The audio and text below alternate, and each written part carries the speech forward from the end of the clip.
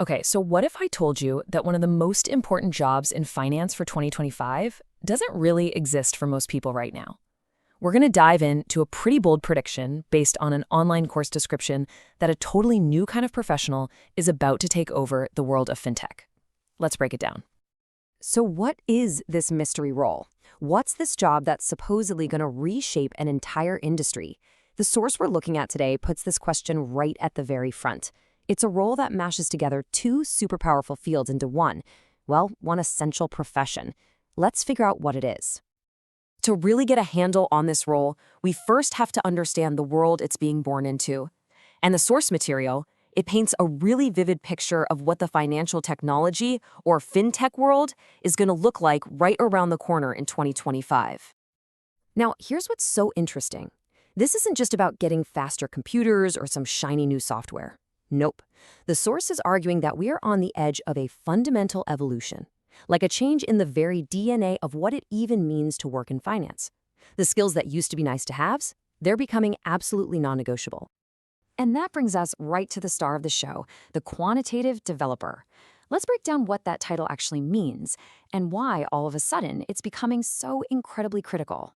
So here's the core of it. A quant developer is a hybrid. Think of it this way. They've got the financial brain to understand all the complex stuff happening in the markets, but they also have the coding chops to build the actual tools and models to navigate those markets. They don't just use the software, they're the ones creating it. And this table just lays out the difference perfectly. You see, a traditional analyst, they're looking at data and interpreting it with tools someone else built. But a quant developer, they're writing brand new code to build automated systems that can actually model and predict what the market might do. It's literally the difference between reading a map and designing the entire GPS system. So, the big question is, why is this all happening with such urgency right now? What's the big rush? Well, the source gives us a pretty compelling answer, and it's all framed by someone who's had a front row seat to the industry's evolution for a long, long time. Now, take a look at this. It's a direct quote from the source, typos and everything. What's important here isn't the grammar, it's the perspective. This is coming from a professional finance analyst who's drawing on 15 years of real-world in-the-trenches experience. This isn't some academic theory. It's a dispatch from the front lines of finance. Let's just let that number sink in for a second. 15 years. Just think about the insane amount of change we've seen in both technology and finance since the late 2000s. That kind of perspective gives this prediction some serious weight. This isn't a fad. It's a trend that's been building for a very long time.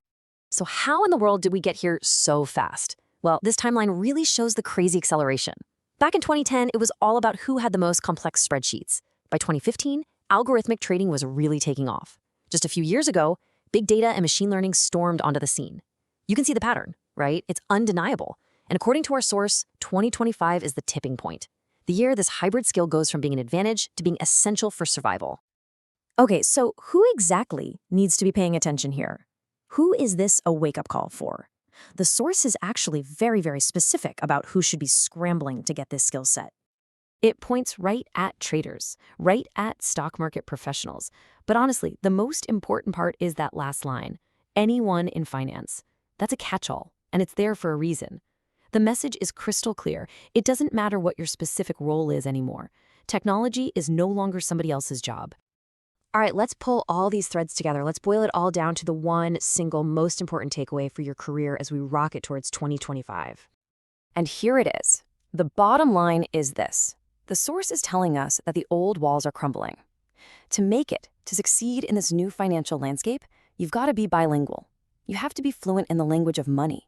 Markets, assets, strategy. And you have to be just as fluent in the language of code, algorithms, systems, and data.